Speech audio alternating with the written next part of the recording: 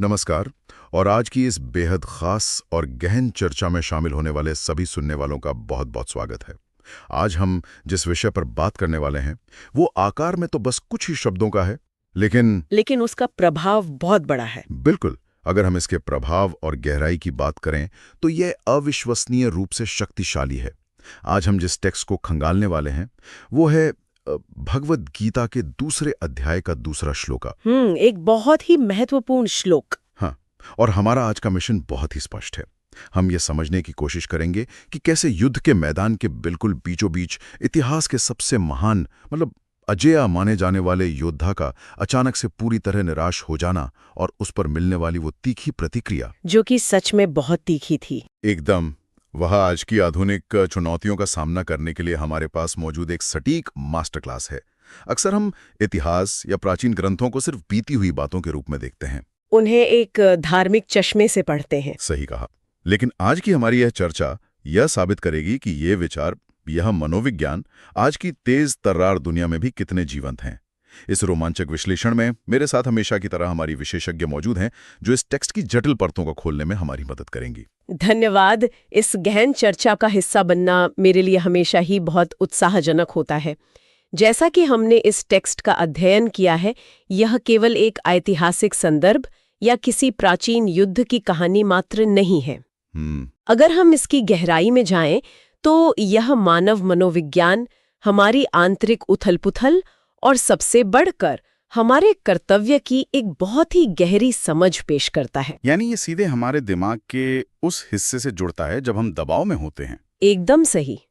जब हम इस श्लोक का विश्लेषण करते हैं तो हम पाते हैं कि यह सीधे तौर पर इंसान के मन की उस स्थिति को संबोधित करता है जब वह भयानक दबाव में होता है। यह सिर्फ एक धनुर्धारी योद्धा की कहानी नहीं है, बल्कि उन सभी की कहानी है जो दुविधा में है। हाँ, दुनिया के हर उस व्यक्ति की कहानी है जो कभी न कभी अपने जीवन में किसी बहुत बड़े संकट या धर्म संकट के सामने खड़ा होता है और उसे समझ नहीं आता कि आगे क्या करना है। ठीक है, आइए इसे विस्तार से समझते हैं। सबसे पहले उस दृश्य की कल्पना करते हैं जो इस टेक्स्ट में उकेरा गया है। एक विशाल युद्ध का मैदान है, दोनों तरफ भयंकर सेनाएं खड़ी हैं। हाँ, शंख बज चुके हैं और ठीक उस निर्णायक पल में अर्जुन, जो कि अपने समय के सबसे महान और वीर योद्धा माने जाते हैं, जिनका पूरा जीवन ही इस युद्ध की तैयारी में बीता है, बिल्कुल, वो अचानक अपने ही परिवार के सदस्यों, अपने गुरुओं और करीबियों को युद्ध भूमि में अपने सामने विरोधियों के रूप में देखकर पूरी तरह से टूट जाते हैं। ये टेक्स्ट स्पष्ट रूप से बताता है कि वे शोक और करुणा से भर जाते हैं और दुखी होकर युद्ध करने से सीधे तौर पर मना कर देते हैं। उनके हाथ से उनका धनुष गिर जाता है। सुनने वालों के लिए अगर हम इस स्थिति का विश्लेषण करें तो ये कुछ ऐसा है जैसे कोई व्यक्ति किसी बहुत भारी जिम्मेदारी या किसी बहुत ही महत्वपूर्ण प्रोजेक्ट का नेतृत्व कर रहा हो, जिसमें सब कुछ दांव पर लगा हो। हाँ, और ठीक परफॉर्मेंस के वक्त अचानक से किसी भारी भावनात्मक दबाव के कारण वह पूरी तरह से फ्रीज हो जाए, सब कुछ ठहर जाए। ये एक आम प्रतिक्रिया नहीं है। वही तो, एक ऐसा इंसान जिससे पूरी दुनिया को बहुत उम्मीदें हैं, वो अचानक कहता है कि मुझसे ये नहीं होगा। ये सिर्फ हैरानी की बात नहीं है, ये एक पूरा मनोवैज्ञानिक पतन है। यहाँ जो बात सबसे दिलचस्प है वो ये है कि यह किसी आम इंसान का साधारण डर या कायरता नहीं है।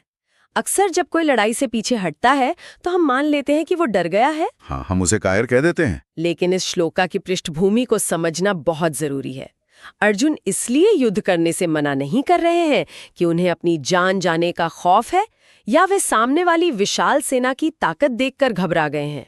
तो फिर असली कारण क्या है? इसके बिल्कुल विपरीत उनका यह ठहराव या फ्रीज हो जाना अपनों के प्रति शोक और करुणा के कारण उत्पन्न हुआ एक गहरा मोह है। जब वे उन चेहरों को देखते हैं जिनके साथ वे खेले हैं और उन गुरुओं को देखते हैं जिन्होंने उन्हें शिक्षा दी है, तो उनका मन इस भयानक मोह से घिर जाता है। या मानव मनोविज्ञान का एक बहुत ही जटिल पहलू है। जब किसी इंसान की अपनी ही अच्छी भावनाएं जैसे कि करुणा और अपनों के प्रति प्रेम उसके सबसे बड़े कर्तव्य के आड़े आ जाती हैं। यह एक बहुत ही शानदार बिंदु है। यानी अर्जुन का जो शोक और उनकी जो करुणा है, उसे हम आमतौर पर एक बहुत ही सकारात्मक मानवीय गुण मानते हैं। बिल्कुल। किसी से प्रेम करना या किसी पर दया करना कोई बुरी भावना तो नहीं है। लेकिन यहाँ समस्या भावना की नहीं बल्कि उस समय और परिस्थिति की है। वह करुणा उस युद्ध के मैदान के हिसाब से पूरी तरह गलत है। हाँ, और जब अर्जुन इस तरह की गहरी भावनात्मक दुविधा में फंसकर हथियार डालकर बैठ जाते हैं, तब जो प्रतिक्रिया आती है वह इस पूरे टेक्स्ट का सबसे अहम और चौंकाने वाला हिस्सा है। बिल्कुल। और वही प्रतिक्रिया इस पूरे विमर्श की दिशा तय करती है। सही कहा। जब अर्जुन टूट चुके हैं तब भगवान श्री कृष्ण उनसे बात करते हैं। वे उन्हें समझाते हुए पूछते हैं कि इस कठिन और विषम समय में ये मोह और ये दुर्बलता कैसे आ गई। श्री कृष्ण बहुत ही स्पष्ट शब्दों में कहते हैं कि यह स्थिति, यह मानसिक पतन एक वीर योद्धा को बिल्कुल शोभा नहीं देता। वे याद दिलाते हैं कि यह आचरण ना तो स्वर्ग दिलाने वाला है और ना ही इस संसार में कोई यश या कीर्ति देने वाला है। मुझे यहाँ जो बात सबसे ज्यादा हैरान करती है कि उन्होंने इसे दुर्बलता कहा। हाँ, जिस पर हमें गहराई से विचार करना चाहिए वह यह है कि श्री कृष्ण ने अर्जुन के इतने गहरे दुख को, उनके आंसुओं को सीधे तौर पर दुर्बलता या कमजोरी करार दिया। यह सच में थोड़ा कठोर लगता है सुनने में। वही ना, अगर हम आम जीवन में देखें तो जब कोई हमारा अपना रो रहा होता है तो हम उसके कंधे पर हाथ रखते हैं, उसे सांत्वना देते हैं, कहते हैं कि सब ठीक हो जाएगा। हम उसे सहलाते हैं। लेकिन श्री कृष्ण ऐसा कुछ नहीं कर रहे हैं। वे अर्जुन को कोई सांत्वना नहीं दे रहे हैं। यह टेक्स्ट स्पष्ट करता है कि श्री कृष्ण अर्जुन को झकझोरने का प्रयास कर रहे हैं। वे उनके दुख को सहला नहीं रहे, बल्कि उस पर सीधा प्रहार कर रहे हैं। आखिर ऐसा क्यों? यह कठोर जरूर लगता है, लेकिन इस झकझोरने के पीछे एक बहुत ही स्पष्ट और रणनीतिक कारण है। श्री कृष्ण का यह तरीका हमें यह बताता है कि संकट के समय नेतृत्व कैसा होना चाहिए। यह समय अर्जुन के साथ बैठकर उनके दुख में आंसू बहाने का या उन्हें सिर्फ सहानुभूति देने का नहीं था। सहानुभूति उस पल में अर्जुन की उस मानसिक स्थिति को और ज्यादा पुख्ता कर देती। वह उसी में उलझ कर रह जाते। बिल्कुल। श्री कृष्ण उन्हें ये बता रहे हैं कि यह समय कमजोर पड़ने का नहीं है। जब कोई व्यक्ति एक महान योद्धा होता है, एक लीडर होता है और एक महायुद्ध के मुहाने पर खड़ा होता है, जहां हजारों लोगों का भविष्य उसके फैसले पर टिका है, तब उसकी एक बहुत बड़ी जिम्मेदारी होती है। तो एक लीडर के लिए रोना अलाउड नहीं उस वक्त? वही बात है। श्री कृष्ण स्पष्ट संकेत दे रहे हैं कि यह भावनात्मक दुर्बलता उनके स्तर के एक श्रेष्ठ योद्धा के लिए बिल्कुल भी उचित नहीं है। यानी वो जो करुणा है वो उस परिस्थिति में एक ऐसी लग्जरी बन गई है जिसे अर्जुन अफोर्ड नहीं कर सकते। एकदम सही। और श्री कृष्ण द्वारा स्वर्ग और यश का जो उल्लेख किया गया है वह भी कोई साधारण बात नहीं है। यह बहुत रणनीतिक है। कैसे? देखिए, उस फाल में और एक योद्धा के पूरे जीवन दर्शन में ये दो चीजें सबसे ऊपर होती हैं। स्वर्ग यानी उसका पारलौकिक अंतिम लक्ष्य, और यश यानी इस संसार में उसका सम्मान। कृष्ण याद दिला रहे हैं कि तुम जिस चीज को बहुत महान करुणा समझकर अपना रहे हो, असल में वह तुम्हें कहीं का नहीं छोड़ेगी।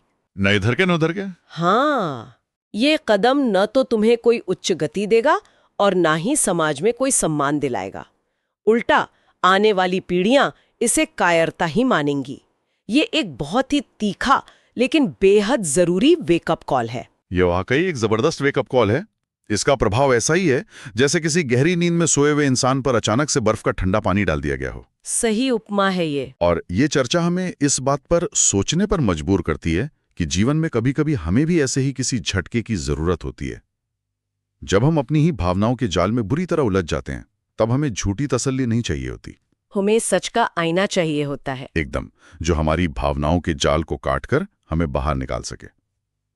अब अगर हम इस टेक्स्ट के अगले हिस्से की तरफ बढ़ें, तो यह हमें इस पूरी स्थिति के मूल कारण और उसके समाधान की ओर ले जाता है। जी, और यहीं से इस श्लोक का असली दार्शनिक पहलू शुरू होता है।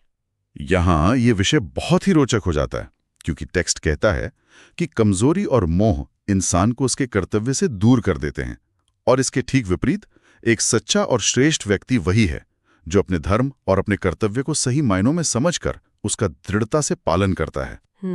यह सिर्फ अर्जुन की युद्ध के मैदान की कहानी तक सीमित नहीं है।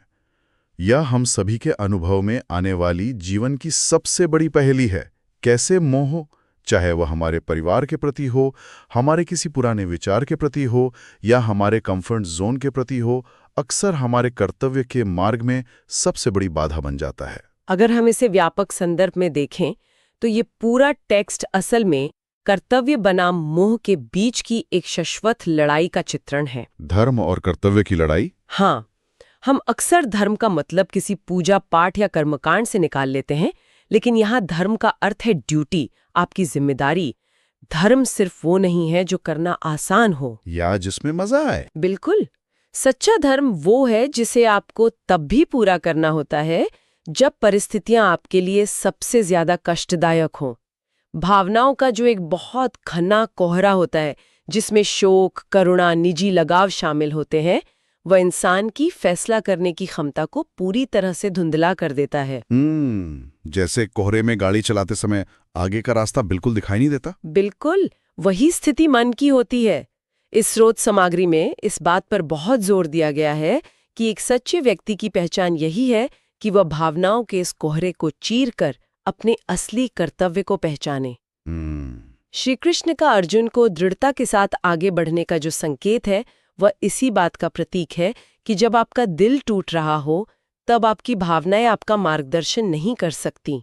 उस समय केवल और केवल आपका कर्तव्य ही आपका मार्गदर्शक होना चाहिए। कर्तव्य ही मार्गदर्शक होना चाहिए, भावनाओं को पीछे छोड़ना होगा।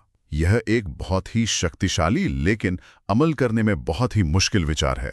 इस टेक्स्ट में यह भी साफ तौर पर बताया गया है कि कठिन परिस्थितियों में साहस और धैर्य से काम लेना चाहिए। अर्जुन को दृढ़ता के साथ आगे बढ़ने के लिए कहा जा रहा है, जो कि आसान नहीं था उनके लिए। बिल्कुल नहीं। अब इस प्राचीन ज्ञान और इस पूरी घटना को आज के समय से जोड़ने का समय आ गया है। तो इस सब का असल मतलब क्या है? हम इसे आज की जिंदगी में कैसे लागू कर सकते हैं? जब हम इस टेक्स्ट पर चर्चा करते हैं तो यह बात केवल हजारों साल पुराने किसी कुरुक्षेत्र के मैदान की नहीं रह जाती। हम सभी के जीवन में ऐसे क्षण जरूर आते हैं जब हम खुद को किसी न किसी युद्ध भूमि में खड़ा पाते हैं। और वो युद्ध भूमि बाहर नहीं बल्कि हमारे अंदर होती है। एकदम सही। या हमारे ऑफिस का कोई बहुत ही मुश्किल प्रोजेक्ट हो सकता है जहां बहुत ज्यादा दबाव है और चीजें लगातार खराब हो रही हैं। या परिवार का कोई बड़ा संकट। हाँ, जहां अपनों के बीच ही मतभेद हो। या फिर हमारे निजी जीवन में लिया जाने वाला कोई बहुत ही कठिन निर्णय हो सकता है, जैसे किसी ऐसे रिश्ते से बाहर निकलना जो अब सही नहीं है, या करियर का कोई बहुत बड़ा जोखिम लेना। ऐसे समय में जब चीजें बिल्कुल भी हमारे पक्ष में नहीं होती और हम अंदर से टूट रहे होते हैं, तब अक्सर हमारा मन भी अर्जुन की तरह ही सब कुछ छोड़कर हार मानकर भाग जाने का करता है। हम चाहते हैं कि बस कोई चमत्कार हो जाए। और यहीं पर इस श्लोका की आधुनिक प्रासंगिकता सबसे ज्यादा उभर कर सामने आती है।